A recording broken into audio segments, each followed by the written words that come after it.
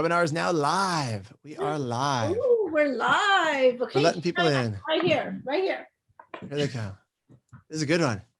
This is a good They're one. joining too fast for me to even read everybody's name, but I love it. We've got Marissa, Christy, Jason, Haley, Connie, Cindy. What's up, guys? How are you? We've got a lot of people here. I'm excited. Yeah, Jake's gonna let us know when we are ready to roll and live on Facebook as well. So if you're joining us on Zoom, we will be live on Facebook in just a minute. We're getting ready to roll. And we are talking today about clients' personalities and emotions, how you read them quickly, how you work with different types, and how you handle your own emotional responses relative to those clients' personalities. We got a good crew here today. It'll be fun. People apparently like this stuff. Yeah, I think it's important, right? It's important to. Yeah, well, we're live. And so if you're just joining us live, this is what we're going over. I'll say it again. We are going over clients' personalities and emotions, how to read them quickly in 2 minutes or less. How do you assess them? And then how do you change the way you communicate with them? Not only that, but how do you handle your own emotional responses given different clients' personality types? So this is we do this every other week. It's called Emotional Gymnastics for Real Estate Agents. Thank you to LabCoatAgents for hosting this every other week. We think emotional gymnastics. Janki, what does emotional gymnastics mean to you? It's the emotional side of our transactions. It's the emotional side of our business. It's the emotional side of how we talk, we walk the talk, or we walk the walk, we talk the talk, and become successful entrepreneurs in real estate, you know? I love it. And we are two of your hosts. We have a rotating cast of characters. Let's see. Oh, and Jeff says, what's happening? Jesse, what's up, Jeff Russell? Good to see you, man. So we've got people watching here. If you are watching on Facebook, if you have comments or questions, you can chat them into the box. We have a Q&A here. Feel free to jump in. We will monitor the Q&A in Zoom.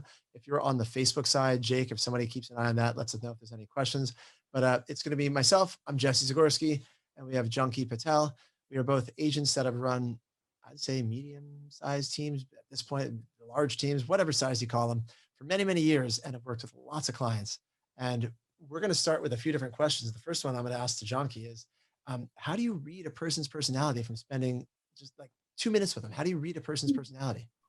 I think it is all about the question you ask them, right? What are the key questions you ask? Simple as that. How do you get to know somebody at a level of authenticity in the next in 2 minutes, right, Jesse? And we have these conversations with our buyers, with our sellers, and what is it that we're asking them? How do they respond to it? It could be that they're not, they could have a shield and not be their authentic self, right? But how do you, not profile, but how do you find out their personality, their disc profile in 2 minutes? But in a way, you are profiling them. I'm right. Like, we're not trying to generalize and stereotype, Yes. but if we're going to break the world into different types of personalities, right? You do want to try to make some similarities between what you recognize in this person you're talking to and someone you've seen before that has a similar personality type, so you can communicate in the same way. So what types of questions are you asking them?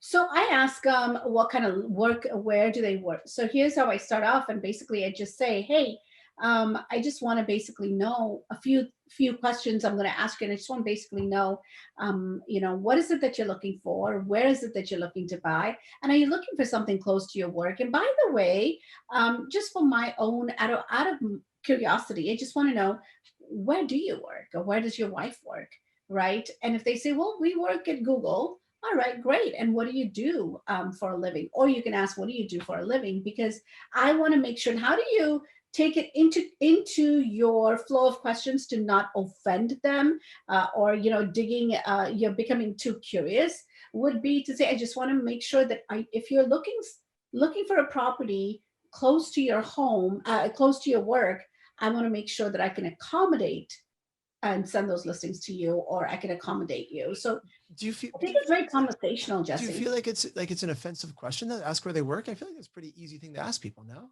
Yeah, it's a very easy thing to ask. I ask all day. In fact, I just converted a couple of leads before getting on this phone because I was doing my lead generation, and I asked that question. I asked, where do you work? So and the reason why, and I also say the reason why I'm asking you this question is because I want to make sure that I keeping in mind your commute, keeping in mind your travel needs, keeping in mind, and then we just keep going. And at that point, they're very open to saying, oh yeah, yeah, I work at Intel, and that's I'm an account manager, or whatever it is.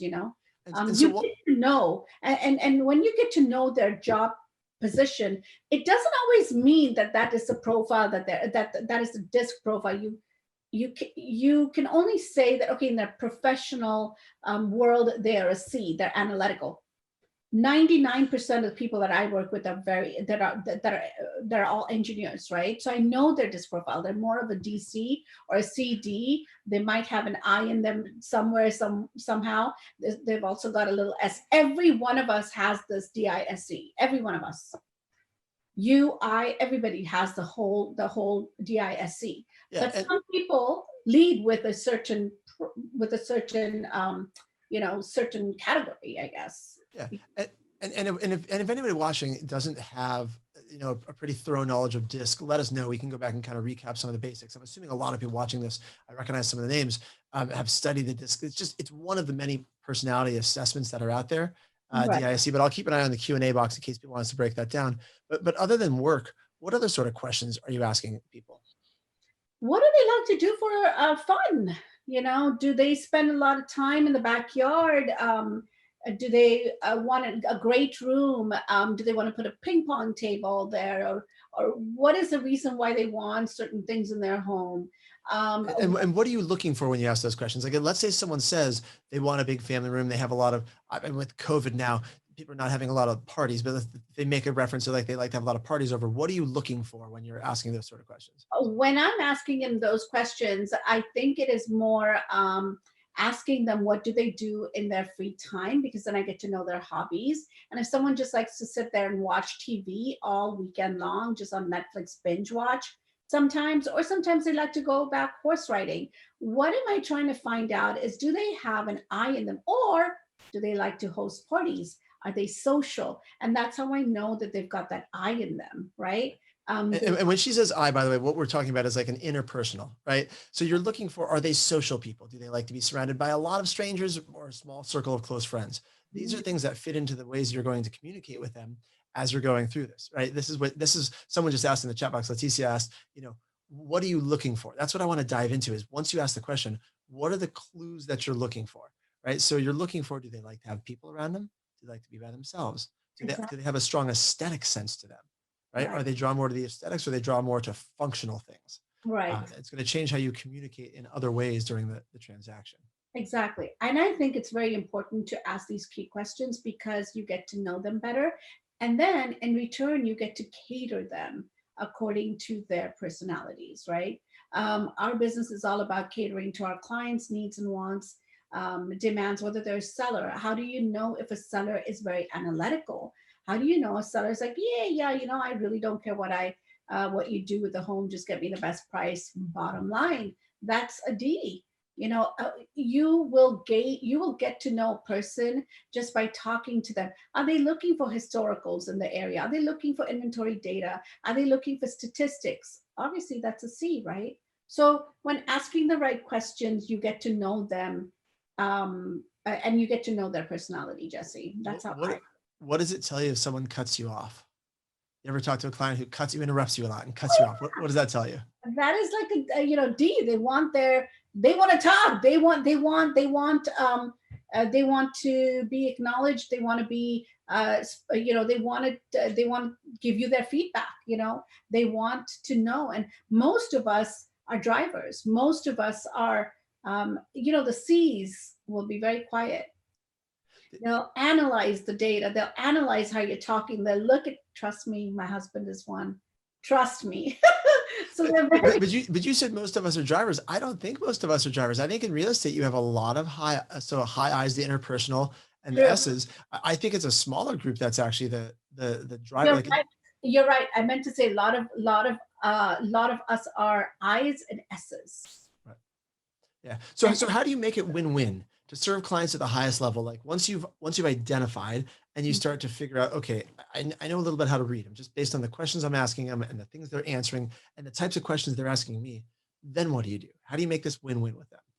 I cater to what their profile is. One of the clients that is an engineer, we just got off the phone with him, and obviously there's issues with the inspection reports, which obviously some issues in the foundation. How did we talk to them into calming him down that, look, you know what, the location, prime location is important. He's a C. He needs to hear everything. He needs to read all the disclosures, which obviously, yes, we recommend that. But he was very much diving into certain parts of the home inspection report. And we were prepared because we knew his personality. He's going to dig and ask us questions about that particular foundation issue that was there, or that And you can research and get prepared before having that conversation because you know his personality type. Yes. And then I also picked up on where he said, we love the location. Guess what I said then? Location is key. Have you heard of the phrase location, location, location? And he's like, you're right. He was thinking of not submitting an offer, and the home is listed at 1.3. We have to go significantly over. But then I heard his voice getting a little shaky. And so I said, you don't have to go that high. You just do what you're comfortable with. You have to listen to what your clients are saying. Right. So let's pause right there, because when you talk about personality types, you said you heard his voice getting shaky, and this is something that, because you've been an agent for so long, you start to cue in on these things. But even earlier on in your career, you just get an intuitive sense if you're feeling like someone's a little uncomfortable. Do you think it's because he was a detail-oriented type person, right? The C personality type, that engineer type. Was that part of why he was feeling uncomfortable going higher in this offer, or does that have nothing to do with the personality type? Yes. I think he's analytical, right? So he is going to be nervous. A high D will just say, hey, you know what? I want this home. I don't care what it is. Get it for me. I was just going to say, they want to win at all costs, right? If they want to win at all costs. And then if you have the people who are more, if you've heard things from them that are more interpersonal in connection, where they have these families, they don't want to look bad in front of someone else. Not that any human being wants to look bad, but they'll put more emphasis on not looking bad to their family, friends, or making a bad decision, versus the detail-oriented people. Their main concern is making sure they don't misread the data, right? Or making sure they don't make a bad decision from that analytical standpoint. Right. I think it's very important to gauge that. Like an S is more secure. So that engineers have that also, that S in them, right? Very safe, very secure in making decisions. Also the way they talk, if they talk like you and I, Jesse, we talk so fast. Like Priyanka talks really fast. Those are your D's right there. Those are the drivers right there. While an analytical person will be very, very detailed in their conversation, and they do not like to get cut off. Just know that. Agree. Okay, so then a related question: do people ever transcend their personality types? Of course, of course. Okay, so how do you look for those moments, and what do you do in those moments? The conversations. We had a client that was a high D and now is more like a C, very analytical, very careful of the next home they pick because they didn't like certain things. And their career is not being an analytical person, actually. They're more of a pharmacist. They're in pharmaceutical, right? And they're a manager of a pharmacy. So guess what? Social skills, right? Sales skills, right? And that's where their IS comes in, because they have to mingle with other people. They have to talk about the meds. They have to, make their staff happy. So there is an I and there is an S, security, being careful. And of course, when they do their dosages and all that good stuff, and there's their C right there. So he's now more of a, and you know what I do is I always take note. Whenever I do a buyer sheet, I always put their disc profile, what I think that is. And then in the end of it all, when they close on their transaction, I actually put their true disc profile from the first time I met them to the last time I met them. And if they're my repeat client, now I know I can go back and look at those profiles and say, okay, this is what they were the last time. Wonder what it is this time, because everyone changes over time. They do change over time. Interesting.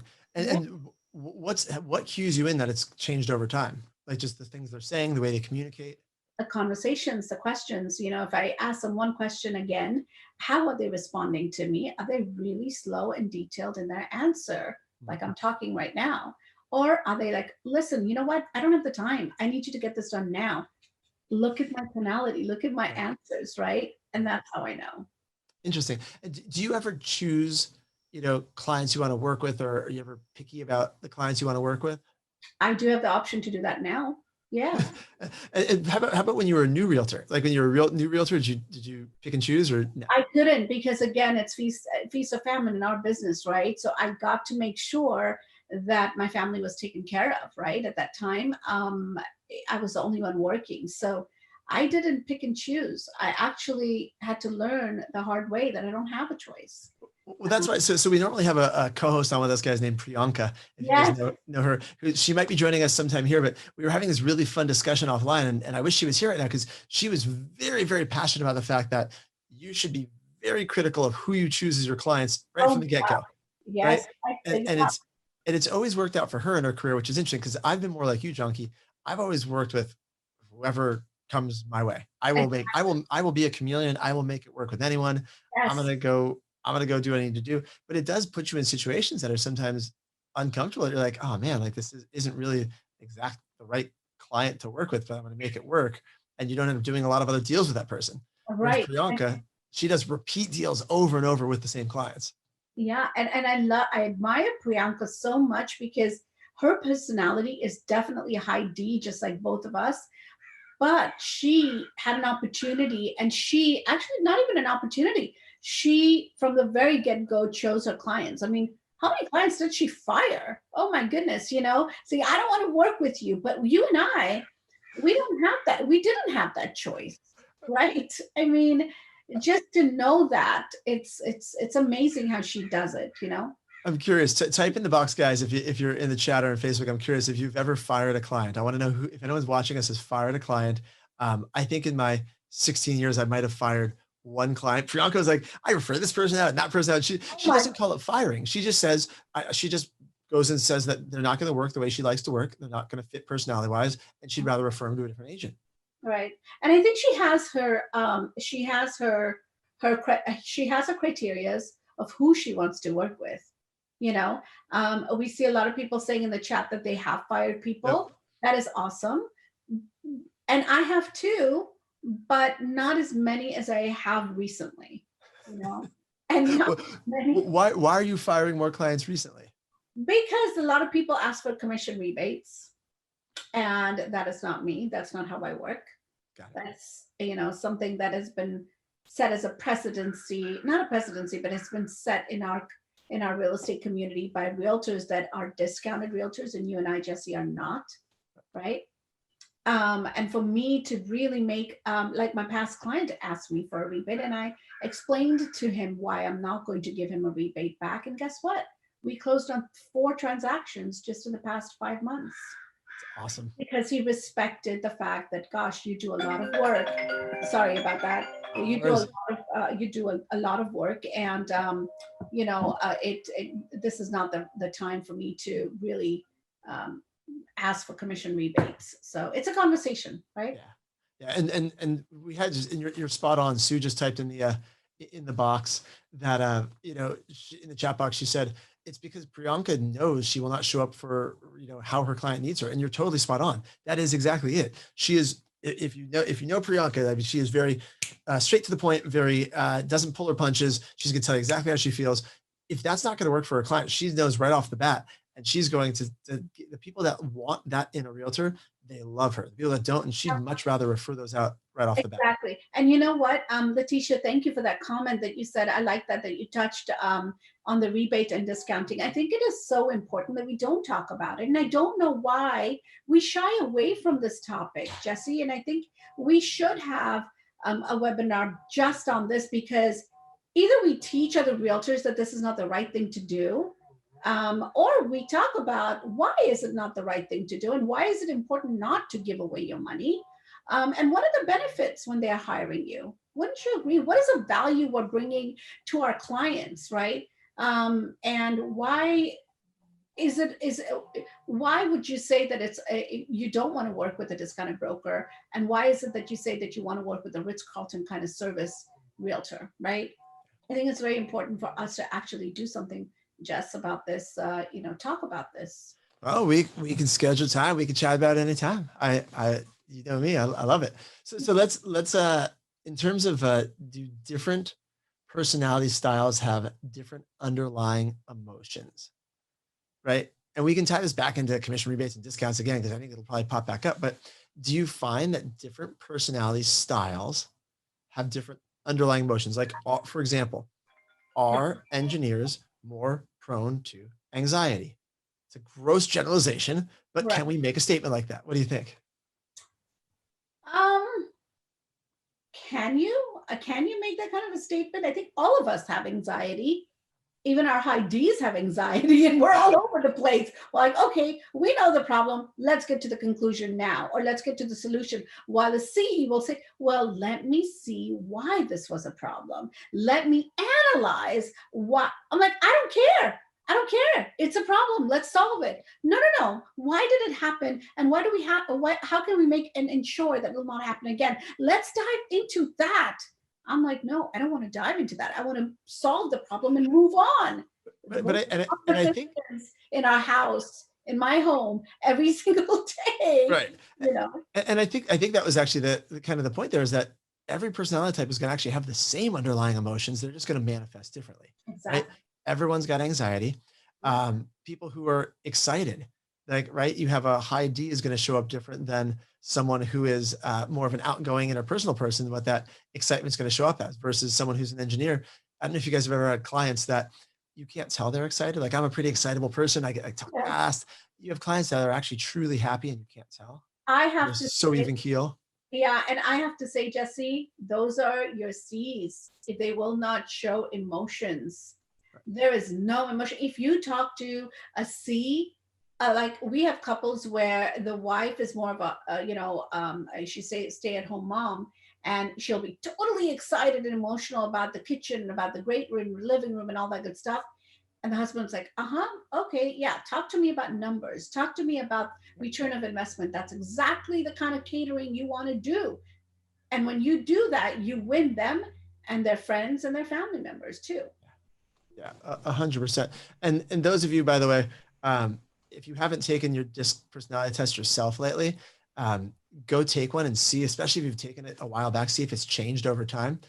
I find that our own DISC style changes over time. Mine's changed a lot over the years. Has yours changed at all? Absolutely. I mean, when I started this in this industry, I was an SDC, right? SDC, me. And now I'm like a 99 or I think 99 or 98 I, and a 99D. And where did that S go? I'm like, oh, it's security. I don't care about security right now. I care about, let's get this done and over So, with, and let's move on, you know? so let me ask you a question about you. And if the S, typically the way I look at the S is that someone is they have a small group of really close friends, right? Did you, and now I is more of like lots of acquaintances. Did you shift in that do you actually in your life have like less close friends and just more acquaintances? Yes, absolutely. Interesting. Huh. Absolutely, I do. Because, when I don't want to go out there and mingle, I'm saying, yeah, yeah, no, I don't want to deal with you. I just want to have it shut down right now. I just want to focus on, just doing nothing and chilling. While other times I'll be like, hey, look at the webinars I do. Jake is going crazy because I'm constantly on webinars. Code agents, because I'm asked to host or I'm asked to be on webinars. And, Jake probably sees me, what, 2 times a week, at least 1 or 2 times, and, here I am. I like that because you know what? I have so much to share with people. I want to be able to be a part of a group because you want to educate them, you want to share your experiences with them, you want to be able to cater to our realtor community, right? It's time that us as leaders, Jesse, we share our experiences on this platform, and that's why I do the webinars that I do. I love it. And if you have clients that are like that, you're going to engage with them and make sure that you are filling that need so you can help them feel that sense of connection, right? Exactly. Uh, Exactly. it's interesting. Okay, so someone asked a question. Oh, Leticia asked, do you have a book to share on personality types? Interesting. I have never read a specific book on DISC or personality types. I've learned it more from webinars, trainings, seminars over the years. Do you have a book you've ever read on this, Janki? No, I learned this, the disc profile, and I dug deeper and I actually implemented it in all our systems. I teach it to my admin staff. I teach it to my buyer's agents, but no, I didn't read a book. I just basically learned from the disc profile itself, you know? Yeah. Yeah. Interesting. I'll have to check and see. I'll look and see on the video when this gets posted in LabCoatAgents. If I can find a good book, I'll tag it or I'll send it direct to you, Leticia, or anybody else. I'll just post a link in there if they can find a good book on this. All right. How Jesse, about, go let ahead. me ask you this, Jesse. What are your thoughts? How do you gauge your clients? Or do you do a quick 2-minute assessment? Oh, absolutely. Absolutely. I listen. So a lot of the questions you ask, but I also look for the choice of words they say. Uh, So someone who is detail oriented is going to use words like specific, yes, exact, yes. strategic. And I'm going to do my best to use those same words back when speaking to that person. So even if I don't know what personality style they are, if you just use the same words back with someone, that's going to handle that. But someone who is more, excitable, they're going to use different sorts of, I can't even think of what type of, trying to give some examples of words they would use. Someone who's excitable. It's not even in the choice of words for them. It's more of in how they say them, how they say the words, how they carry themselves. If Yes. someone is um, body posture that's more rigid, they could either be that the driver dominant or possibly they are the engineer and you're going to listen for the words to see which one they are. But if they're more just fluid in their movement, they're probably going to be more of an outgoing interpersonal person. When Yes. you're if you're taking a listing and you're sitting in the house and they're talking like this and that's right, that they're probably more of an inner high I interpersonal Right. person. Is you same sort of thing? I do the same. And here's the thing. Jake always told me that, you're always early to your webinars. You are definitely not not, you probably, you have some I in you, a C in you. And your analytical people, or your analytical engineers, they always want to be on time. And the body languages that we all do, that is more interpersonal. That's what more of an I. So when I see this with a wife, and I see that she is more gravitated towards a certain area of the home, I know that that is more of an emotional side to the profile, while the husband is more in the garage and looking at the electronics. Looking at the electrical panels and looking at the roof and the cracks or anything like that in the home, he is more analytical and more detailed about the home, right? So did you just figure out why then I show up late to everything? Is that why? Yeah, I showed up late today. Well, I thought I was late, but And for half the agents watching, they're like, "Oh, is that why I show up late to things?" What, right? That's one of those things that as a realtor early on, I had to learn because my personality type definitely lends towards showing up late. If you have clients also, by the way, that show up late, I do think though I have had some engineer clients that do tend to run late. So I don't know if it's always necessarily engineers show up early, but you're right. A lot of engineers do. They get there early. They have a clipboard. They know what they're doing. yeah, Um, absolutely. Before we run out of time, I want to ask a couple other related questions. Um, what do you do when you don't click with a client? Like, how do you adapt? Because we already said you're probably not firing a lot of those clients, but how do you adapt you personally when you don't click with a client? Um, how do I adapt? I pull out the say I mirror and match. I mirror and match. I think it's so important to mirror and match because they will understand that you are comfortable with them and they should be comfortable with you. Even though I don't want to work with them, I somehow make it work. This particular client, I told him, listen, this is the market where you will have to go above asking. And he didn't like that. His ego got bruised a little bit. But how do I recover back from a bruised ego to say, hey, I'm here to help you and help you understand the process of buying? Um, I backed off and I didn't talk to him for a couple of days. He came back to me, and before I went into more detail about the property with him, because my buyer's agent was showing it to him. I let her take the role on it, which is my daughter. I didn't respond to the chat boxes. At the end of the day, he's the one who came back and said, Janki, because you've got some great experiences and you have got amazing reviews, blah, blah, blah. I want to work with your team, but I do want to say that you're right. I did my research. And your daughter, someone sent me, Altos research, blah, blah, blah. So it was to where I didn't want to work with him, but yet we managed to kind of cover it all up together. But for you, the takeaway was if you didn't click, so your first step was you step back. You took a step back, right? You paused. Yeah. With my D personality, it was so hard, but sometimes we have to do that, right? I would be more like a driver saying, okay, come on, let's go. Come on, let's go. Come on, let's go, But with some clients, you do need to step back because their personalities are different. You don't want to step on their toes. Otherwise, they're going to, in this industry, we're dime a dozen, sadly. Right. We are. Right. Your value proposition, however, your unique value proposition is different from everyone, hopefully. And that's what makes us different, right? Yeah. I mean, for me, when I don't click, my mom actually taught me this years and years ago. My mom does this naturally, and I had to learn it as a skill. Because if I want to work with someone, I have to find something in them that I like. Mm-hmm. Even if a lot of them is not likable, and you guys have probably all had clients like this or met potential clients, and even if there is something that is likable from the emotional side within myself, if I can find something that I can latch onto, okay, you know what? I like this about this person, and I focus on that.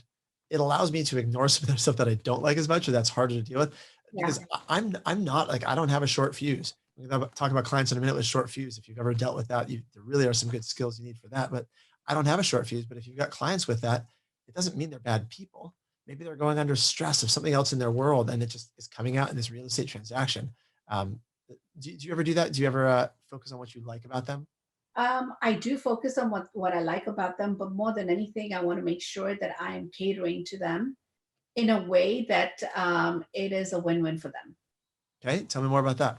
Yeah, I want to make sure that I'm catering to their personalities, to the husband or the wife, whichever one. Actually, both. I want to make it to where if the husband says, I want to know more about this. I want to know more about the return of investment. Of course, then I dive into the statistics, the past history, all of that good stuff. And with the wife, I cater more towards her emotions, if that is who she is. But in some cases, she's the driver. We don't know that. Every time, one thing I realized in our business, when you're talking to two couples, the person that is quiet is the person that's probably going to be making the decision. Ooh, that's good. Yeah. And then I wonder, okay, see, she or he is silent. I know that is the driver in this team right here. So how do I cater to the silent one? What do I say in order to make him or her happy and to win their business? What do I say to them? All right, write that down, guys. If you're watching, that's my favorite takeaway from this whole thing. How do I cater to the silent one? Yeah, I love it. How do you cater to the silent one? Yeah, because you have to learn, figure out what you have to figure out, you have to assess and figure out what's important, and then figure out how do you communicate in a way to connect with them. Yeah, exactly. Look at us, right, Jesse? In your relationship, in your relationship, I guarantee you, if it's not 50-50 between you and your wife is probably the driver. Well, we always say the wife is the driver in any relationship. No, she's a decision maker, 100%. But she would be the quiet one. If we were sitting in a group, I'd be the one talking. She'd be the quiet one. But absolutely, she's the decision maker. Yeah. There you go. See, well, in my relationship with my husband, I will be the talker. He will be the quiet one, but I'm the decision maker. That's what he says. But I don't think that's true. I honestly think it is him. It is really him. So he's the quiet one, right? The silent one. So keep that in mind as well. All right. Interesting. All right. So we got a few minutes left, guys. I want to know, how do you handle clients with a short fuse? It's going to happen. And even the nicest of clients, sometimes under stress. So, but if someone's just had a short fuse the whole time and you didn't fire them, but you kept moving forward, you're at this point, maybe you didn't realize they had a short fuse. What do you do from an emotional standpoint, from that side of it? How do you handle it? I think, Jesse, the question should be like, what do you say? You need to let them know this is, you got to be patient with the process. Okay. It is a process. It is a process, and it's going to take time. It's going to take 30 days or 25 days to close it. You cannot be, and sometimes I just not ignore them, but I just not respond right away, and they'll get the message. I like that. I like that. Sue just said in the box, make sure you always validate them. 100%. 100% Sue, you validate them. And before you validate, I want to make sure that I always let them have a chance to express whatever is going on with them. So if someone has a short fuse, this has been my, one of the things that's helped me many times in my career is that you let them express whatever they want to express, you validate them, and then I take full responsibility. I take responsibility for things that have nothing to do with me. Yes. And I'll say, I'll take full responsibility for that. And I will literally say, I take full responsibility for that. And they calm down. Yeah. Completely calm down, which I love, because you took responsibility for it. And then they're like, okay, backseat now. Yeah. Thank you for acknowledging it. Yeah. And I love what Mary just said is, how do you deal with a client who thinks they know it better than you? And most people will think they know the market better than you, especially the ones that hear from their friends. See, these are great topics of discussion, Jesse. I've got a good one-liner for that one. Yeah. If they know it better than you, write this down, guys. You want to say to them, you probably already know this. Yes. ... And then tell them, and they probably don't, but because you're gonna, especially for high Ds, you're going to use it. But anyone who just, they think they know better than you say, look, you probably already know this. And then you tell them something that you're hopefully, is that what you do, Janki? I do. Oh my God. Yes. Yeah. I do. Do you have any other things that you do? Because that's my go-to, but for sure is but you probably already know this. But what do you say when you have a client who thinks they know better than you? I always say, you know what? There's no other way to say it. I always say the same thing you do.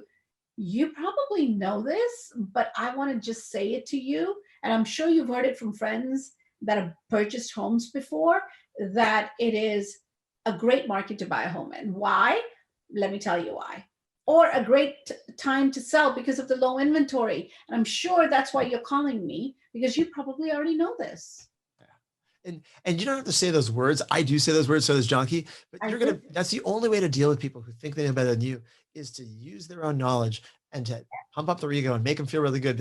And then teach them something else that they don't know. Exactly. I think it's a cater to them, right? Make them feel, and what, you don't always have to fight for that seat, right? You don't always have to be the dominant one. You have to sometimes let go, and it's okay, because guess what? At the end of the day, that client has to be happy, or should be happy, with the services you have to offer to them. Yeah, 100%. Well, we're coming towards the end here. Do you have anything else, Janki, that we didn't cover in the world of assessing personalities, in the world of dealing with them, meshing with your own? I honestly don't think we have not covered. I think we covered a lot, and I love the engagement with all our audiences that are, chiming in. This is really good. I love it, because this is what we're all about, Jess. We love to see, our LabCoat community chiming in and talking to us, and I love it. So this is great. Cool. I believe there is another webinar scheduled up after this one, so we will cap it off here, Jake. Guys, if you have more questions, tag us in that Facebook post. It's live on YouTube. It's live in LabCoatAgents community. So we'll answer questions there. Just tag us, and we will go and continue to answer questions. Thank you all for joining us for Emotional Gymnastics. And a quick announcement, guys. If you want to catch a replay of this, it's always recorded, and it's always available on our YouTube channel, LabCoatAgents. So please subscribe and join us right there. Talk to you soon. Thank you so much, everyone. Bye. Bye, guys. Bye, everybody.